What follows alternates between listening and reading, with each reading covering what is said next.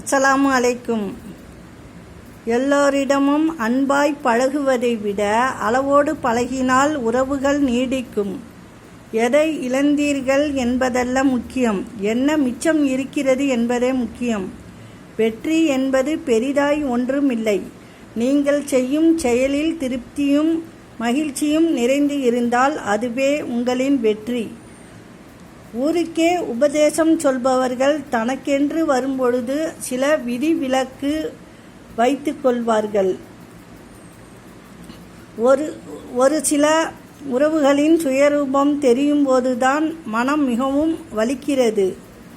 இவர்களையா இத்தனை நாள் உயிராய் உணர்வாய் உறவாய் நினைத்தோம் என்று நம்பி ஏமாந்தது நம் தவறுதான். வார்த்தைகளில் உண்மை இல்லையெனில் எண்ணங்களில் தூய்மை இருக்காது.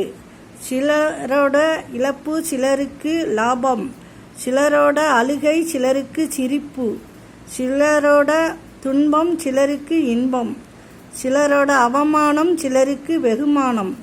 இதுதான் வாழ்க்கை. எவ்வளவு சோதனைகள் வந்தாலும் எதிர்கொண்டு வாழ்பவனே வெற்றியாளன். அஸ்ஸலாமு அலைக்கும்.